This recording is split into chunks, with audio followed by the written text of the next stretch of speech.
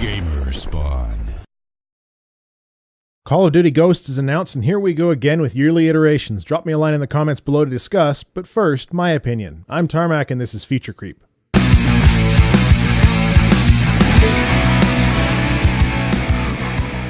It started in 1991 with the NHL series of games. Gamers would have the opportunity to pick up a new title every year. Each game would become steadily more complex than the last, but with no real major jumps in tech from one year to the next. NHL wasn't the only culprit of this kind of madness, though. FIFA started doing it in 1995, and Madden NFL has been doing it since 2003. Now, there was some validity to doing this in the old days as team rosters changed, but right now, I'm sure we could update the roster via DLC and have a new game maybe every 2 years or so. On a related topic, I'd be willing to bet more than half of you have a plastic guitar sitting in a dusty corner of your house somewhere. Guitar Hero was just as bad year over year for the iterative style of content.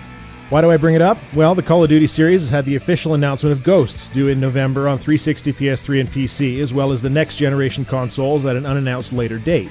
I'll throw around a few quotes for you. Riveting all-new gameplay. Next generation Call of Duty engine. Redefines the series. How much do you want to bet it's going to be another plot-light rail shooter whose single-player campaign is at or less than 6 hours long, designed primarily for the multiplayer console gamers, but with that snazzy new hair graphics tech we saw in Tomb Raider?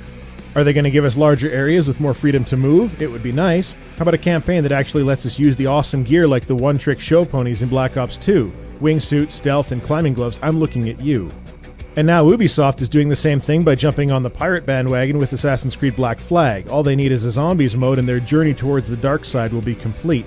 Personally, I felt Connor was a bit on the weak side, so hopefully they can put some heavy writing behind Edward for AC4.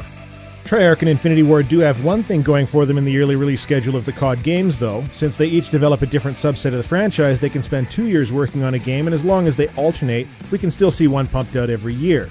So I have to give them credit for that, but I think it's high time we saw some real innovation in the COD series instead of games like Black Ops 2, which just serve to show how much money Activision has lying around.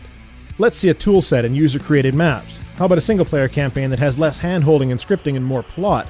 Give me a multiplayer game modes with team objectives like protect a shipment in transit, infiltrate a military base, maybe fighting on a commercial jet to keep it in the air.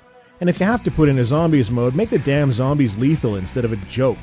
Yearly iterations are only a bad thing because the company in question chooses not to spend enough time making the title stand out. It does not have to be this way.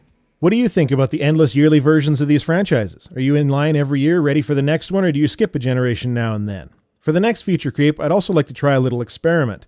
I'd like to know what kind of topic you want to see me cover. So add that below, like and subscribe, and I'll keep the content coming. That's all I have to say. Tarmac out.